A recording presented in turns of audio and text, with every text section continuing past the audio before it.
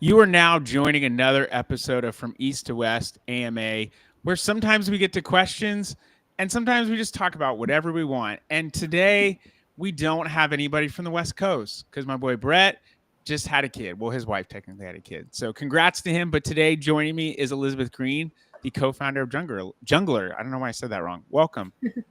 Thanks. No, thanks so much for having me. I am honored. I'm honored. Wow, you're honored. Okay, cool. I am honored as well. By the way, that song is so vibey. I would just listen to that. I know. I was like, dude, this is like the perfect middle of Prime Day music. Like, you're like frantically running around. I was like, oh, yeah, breathe. I think on Prime Day, the thing that I do differently than any other day is just refresh more.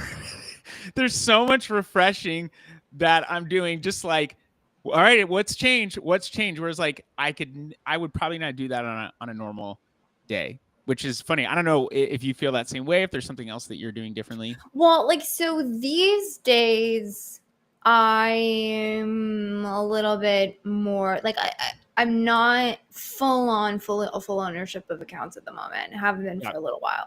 So, which might surprise somebody because like I talk a lot about like here's what you do. So I'm at this point, like I'm actually learning from my team at this point. It's the level I've gotten to, which is like insane. Oh my gosh, I love it. Like That's they're great. coming up, like I share so many strategies and updates, and I'm like, I have to be like, by the way, if you think I'm good, like I didn't actually come up with this anymore. Like we are giving away like our whole launch strategy we give away. Like one of my team members like came up with that. We had collaborations. If I ever talk about like, hey, we've discovered this new thing with like supplements and how we do this, like one account manager who handles those accounts is coming. So like that's been really cool. And it means like on days like today, it's a little bit less stressful than it used to be. Yeah. Like we're like the one thing I love about what we're doing is we're constantly like up leveling.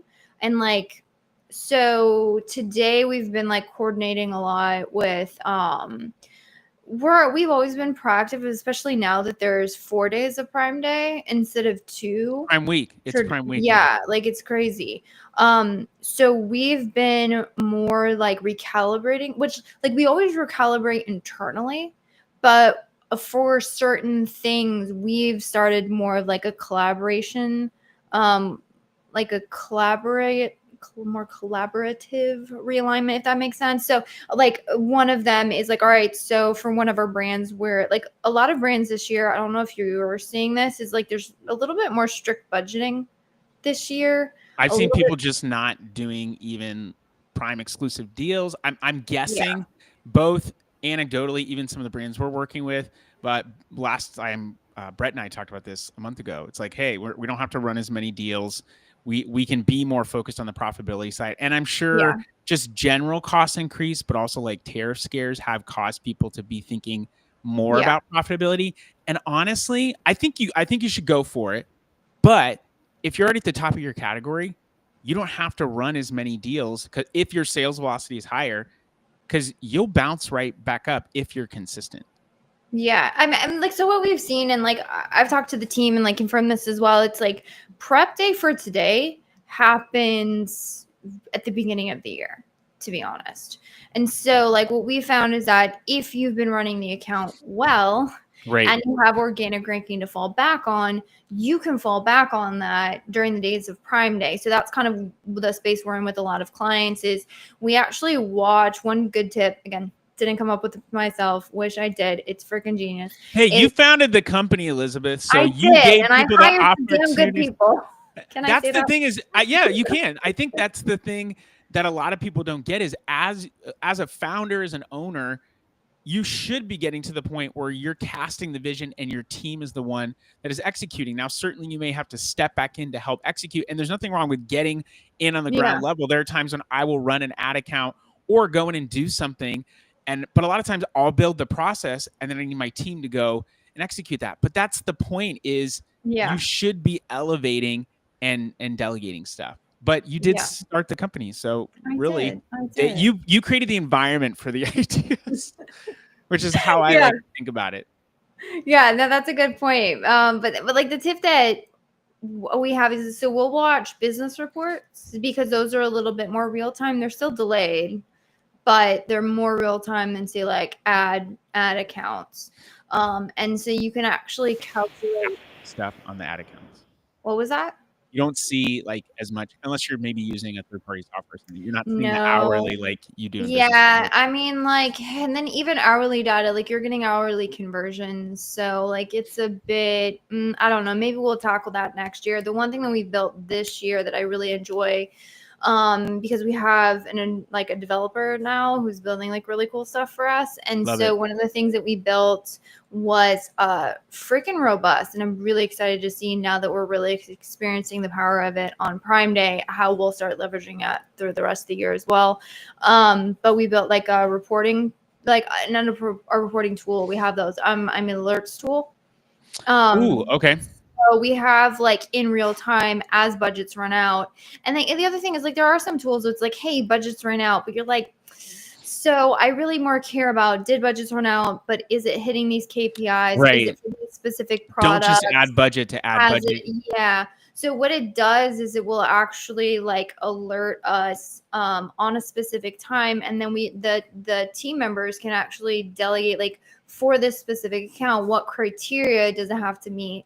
So, and then we can also delegate like look back windows. So for some of our clients, it's like, hey, if it's done XYZ performance in XYZ look back window, and then it ran out of budget today, like send us an alert, and it'll categorize like all of the different campaigns, and then we can immediately go in and correct for that. So that's been really good.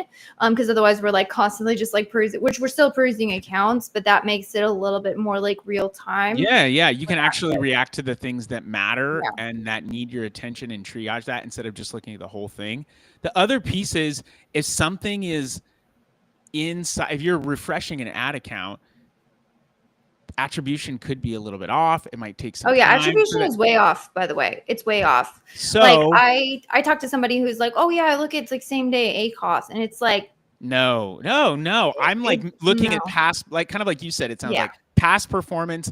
And then if I'm like, hey, it looks like it's doing well, I'm looking at conversion rate. If it's converting at a good level, I know it's probably going to be a lower ROAS anyway, because the CPCs are naturally higher if you're bidding higher, but I'm okay with it, giving this more budget and letting it level out and then learn from that.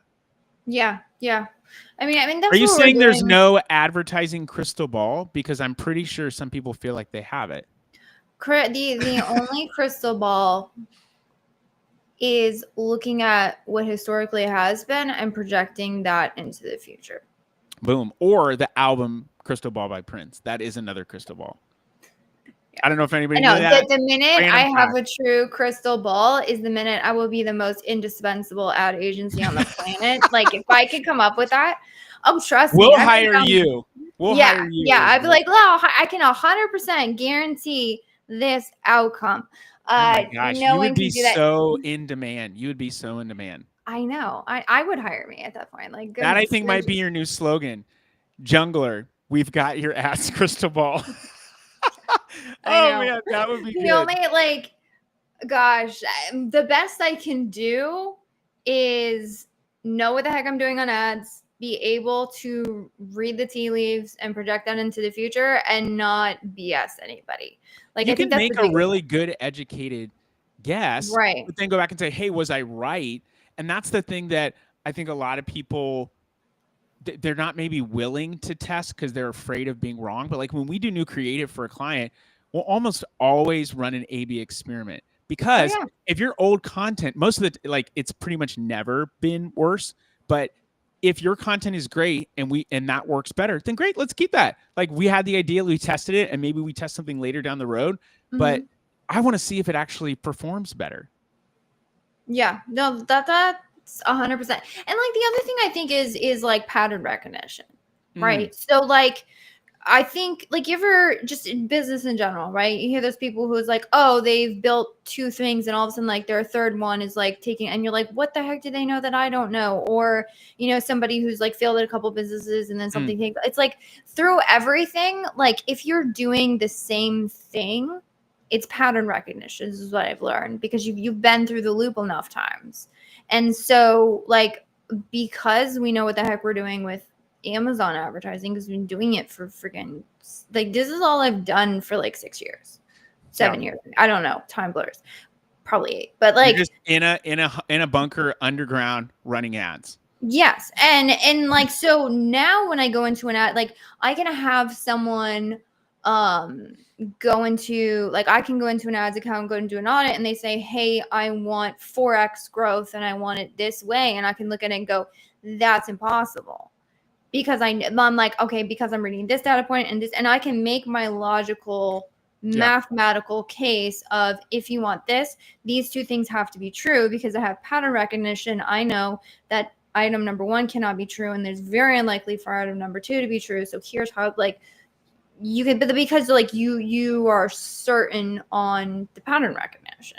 Yeah, and then when you give someone the math, if someone argues with the math, it's probably not a good fit from a client perspective. Right. And like I get it. And like, I mean, there's some brands who, they're like, hey, I need this to be true. And I'm like, okay, so then maybe it's launching into the product. Like, there's always more than one avenue. I find when you're trying to say, I have to have this and I have to have it this specific way, regardless of anything in life, I think. If you're like, I need this outcome and I have predetermined that this is the only way that this is the only path I'm willing to walk. Well, if that path doesn't get you to point B, doesn't freaking matter. It doesn't get you to point B. Right. But if you go, well, I need to get to point B, I'm at point A, and all I care about is, can I get to point B? Then I'm like, all right, then we have like 5 different paths. Let's determine which one's best to get you to point B, given resources, goals, agenda, whatever it may be. But I find, like, again, I think it's a life thing, it's a business thing, whatever. When you're like, I am at point A, I need to get to point B, and I have determined that path 2 is the only way to get there. So I need you, expert, to nod and say yes. And then you take me down path 2. And I go, I'm not going to bullshit you. Path 2 doesn't get you to point B. Right. Or it's going to get you to point C, where I don't think is very pretty. So let's see if we can put path 2. I mean, 3, 4, 1, whatever the case may be. There's so it's like, always options. Yeah, there are always options. And I've told that to people on my team before. They're like, the only thing they can do is this. I'm like, that's not true. Let's think about it. What they can do is don't spend, super high level. Don't spend, don't see sales growth, or spend, get sales growth, deal with the lack of profitability, and then pull back as you get better organic visibility. So there's always options, but then it's presenting it to that client or that person and saying, look, I'm going to be super upfront with you. Here are your options. And hopefully they trust you because you're an expert and you've been able to talk with them and maybe build some rapport, but just establish that you've got expertise. And if you don't know them, you can establish that by, one, asking them the right questions, getting them to think, oh, I never thought about that. And that makes a lot of sense. But then saying, here's what we know about Amazon. Here are all your options. Which one do you want? And then depending upon that, you can say, all right, well, if you want to get here, we could do this, but it's going to cost this to do that. And I think a lot of people don't think that. They just think, I want to get to where I want to go, and I want to get there in the timing I want to go. And I think the most apt thing to say about that, business or life, Proverbs 69 says, the heart of man plans his way, but the Lord establishes his steps. I have no clue what's going to happen tomorrow, today, the next week. Like, there's no way that you can know. And so you take a step, but then you reassess based on where you're at. Yeah. Do you find, so I'm curious to know this, because as I've moved more into a coaching role and then like a strategic role with my team, do you find that you'll have team members? Because one thing I've noticed, and so I'm actively coaching my team through, and I've been really enjoying seeing how they've been able to step up and take ownership of stuff, is a lot of times really skilled account managers, and I know this because I went through this path, is like when you have a skilled account manager and the client has said, hey, classic example, okay, I just happened today. I had an account manager reach out and they're saying, hey, look, I know I need to send this message to this client, because again, we're recalibrating through Prime Day. We're sending like daily updates to clients. Hey, this is what we're seeing. This is what we're calibrating, just keeping you in the loop. Because in some cases, budgets are running out, and that's intentional. So we want to let them, instead of them logging in and go, oh crap, budget's out. And we're going, yeah, it wasn't, we're like, hey, by the way, this is happening. These are the numbers we're seeing. Here's the context of why this is happening. Here's some adjustments we're making. By the way, just, letting you know. So one of the recalibrations with this brand, it's an enterprise brand, so they have annualized budgets, which is very classic. Yeah. And so the budget is annualized, and we've sort of forecasted it out based on seasonality, but there's like a set monthly budget based on that. And obviously if we go Sure. crazy, then we're going to screw it up in the end of the year. So we can't do that. So like, all right, so we have monthly budgets, and there's been a crop of additional products. So one of the questions, we always pre-prep these things months in advance, and we say like, all right, is there any Prime Day products we should be focused on, right? And so we got a list of Prime Day focused products, and a lot of these focused products, and I might go so far to say most of these focused products are not as established. Okay. Which is pretty common for brands to be like, hey, let's use Prime Day as a way to sort of like try and jumpstart these additional product lines. We got stock, we want to push these items. So we ran that strategy for day one, and then the results, ROAS ROAS in their account is like 6 or something. Like it's not bad. But actually 6 is less than what it usually is, because it's really good. They got a solid brand behind them. We're actually running non-branded, but they have solid brand recognition. Okay, that's amazing. Yeah. So we're like, okay, so performance is degrading. Sales are not making up as much as of the typical, like it's not the return that we typically get because we're pushing these. Yeah, the newer products, they're not going to convert at the same rate. Right, which is normal. So what I have found, and I don't know if it's, I'm not really sure why, but it's like whenever a directive is given by the client, there's always this hesitation of changing strategy. On the client side? On the team side. Okay. And I've seen this time and time again. And it's not that the team isn't. So oftentimes the team will start to get anxious. And when I say the team, like we've been working through this over the past, I think 2 or 3 years. Like coach the team on how to approach these things. But like what I found is that often because the client gave us directive to push these products. So the team feels like, or team members often feel like they're stuck in an impasse. They're looking at the results going, I feel like I can't continue this because I'm on the hook for the results right now. And I don't see how I can achieve goals given the client's directives. But at the same time, I can't ignore those directives. I want to change strategy because this is what makes sense to me. But like, I feel like I can't do it. Mm-hmm. And so they're like stuck. And so what I've been actively coaching everyone through is like, look, there is an impasse because you feel like you don't have authority. And one, if we don't reach out to the team or to the client and request a strategy change, we're actually doing them a disservice. Mm-hmm. But on the other side, if we just go, oh, nope, I don't think this is a good idea and just pivot, that's not good either. So yeah, I mean, we've been actually, so that's a lot of the stuff that we've been doing in terms of going through Prime Day. It's like, all right, this is what we saw for day one. So in this case, we reached out to the client. We said, hey, we know you gave us this directive. By the way, this is a great framework. If you're ever talking to clients, it's, hey, we noticed we know you gave us this directive. Here's the black and white mathematical results we've seen of that because of that directive. Here is what we're nervous of because of this. We would propose doing this, or we could do this. Here is our forecasted impact of doing it the first way. We recommend the second way. Totally your call. And sometimes they'll say, oh yeah, but the thing that you didn't factor in is we actually have excess inventory and we're dealing with, overcharges. And we understand ROAS is going to be less, whatever. Then you can feel great to go through with the strategy. Or in this case, they said, hey, by the way, thanks for being super proactive. Yeah, let's do it way 2 because our way obviously isn't getting the results. Okay, fantastic. But either way, you win because you have clarity on what's going on and you feel more empowered to like go forward with whatever the strategy may be. Yeah, I've seen a couple things with agencies in general. You're not running your agency this way, but a lot of people, I just think that they don't, that the people that are running stuff don't care as much. Like it's a job, so they're not wanting to go the extra mile. So I think that's a piece, like, is that in your culture?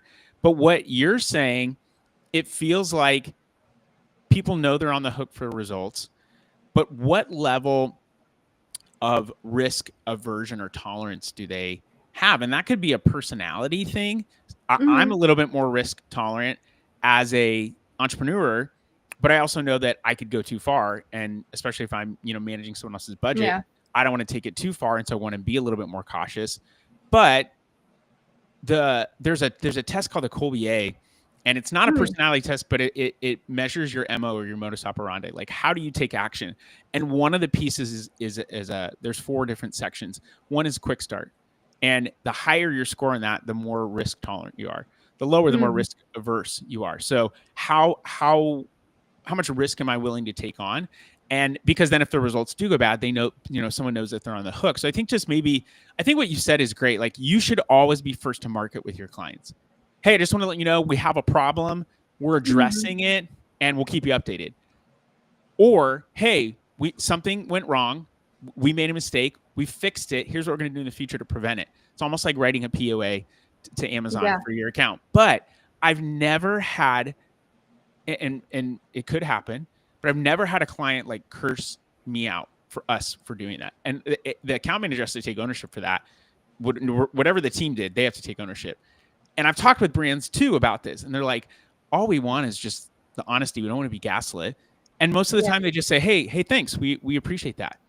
We're going to make mistakes. We're going to be human. But the more that you're like, the more transparent you are about that, the better. So I think exactly what you're saying makes a ton of sense. Like, look, this is what's happening. We need to make an adjustment. We got to make this adjustment quick. If we don't hear from you, we're going to move forward with this because we think this is the right call. Or, hey, here's your 2 options. Here's what we're going to suggest.